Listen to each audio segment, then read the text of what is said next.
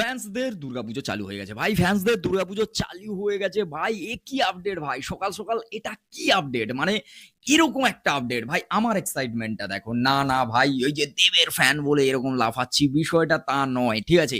তুমি শুধু মানে আপডেটটা দেখো। দেশু সেভেন যেটাকে নিয়ে সেই ভাই একেবারে ধূমকেতুর পর থেকে যে দেব শুভশ্রী আরেকবার আসবে, আরো একবার আসবে, তারপরে যেদিন হচ্ছে রিলিজ, মানে রিলিজ বলছি সরি, এটার যে একটা মানে দেব আর শুভশ্রী একসঙ্গে আবার পুজোতে আসছে, যেদিন এটা অ্যানাউন্স করা হয় পুরো একেবারে জানুয়ারির 1-2 তারিখের মধ্যে, তখন ভাই এটা নিয়ে একটা বিশাল ম্যাসিভ সোশ্যাল মিডিয়া আলোচনা হয়েছিল। আর সে জায়গা থেকে এই সিনেমার পোস্টার এসছে ভাই, ফার্স্ট লুক এসছে। তো এই সিনেমা নিয়ে কথা হবে না? এ কি ভাই, দেব ভাই, দেব দেব, ঠিক আছে?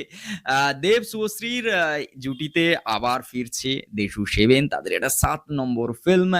আর পুজোতে আসছে, 16ই অক্টোবর রিলিজ হবে। আর এই পোস্টারটা নিয়ে হবে এবার কথা। এই পোস্টারে কি কি রয়েছে? এই পোস্টারে রয়েছে নায়ক নায়িকা, অবভিয়াসলি দেব শুভশ্রী, দুজন একসঙ্গে রয়েছে, একটা খুংখার একটা লুক।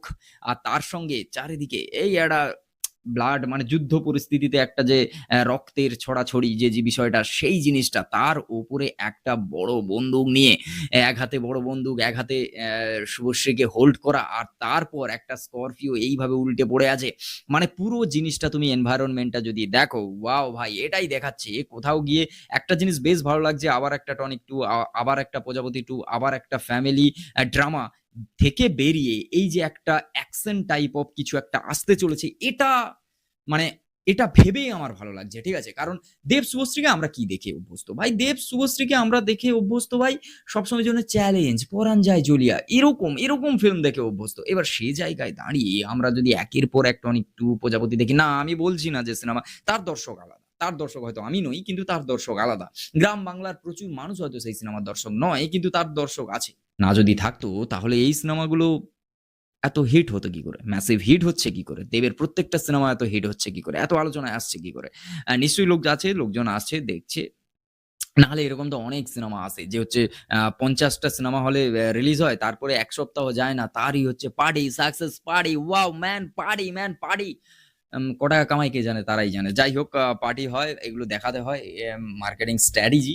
কিন্তু এইসব দিক দিয়ে আমি যদি দূরে রাখি, যদি আমি দেব শুভশ্রীকে দেখি আর তাদের দেশু 7 কে দেখি, আর এই গানের যদি লিরিক্সটা দেখি, ঠিক আছে? এই বিষয়টা নিয়ে আমি পরের ভিডিও অবশ্যই আলোচনা করব তোমাদের সঙ্গে, যে এই সিনেমার নাম কি হতে পারে সেটা একটা প্রেডিক্ট করব। অবশ্যই এর পরের ভিডিওটা তোমরা দেখো।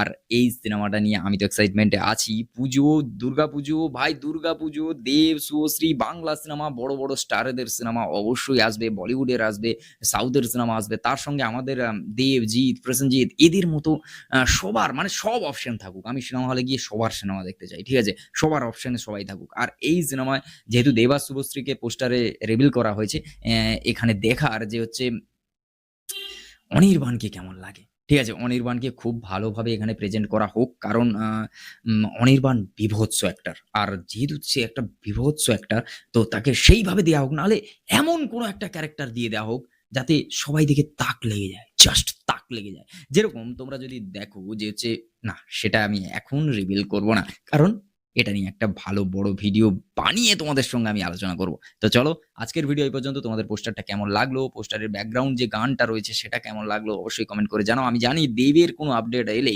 তোমরা ভালোবাসা দাও। আশা করি ভালোবাসা এই ভিডিওটাতেও দেবে। চলো, চ্যানেলটাকে সাবস্ক্রাইব করো। ফেসবুক থেকে দেখে তাহলে পেজটাকে ফলো করো। দেখা হচ্ছে খুব তাড়াতাড়ি নতুন একটা ভিডিও। টাটা।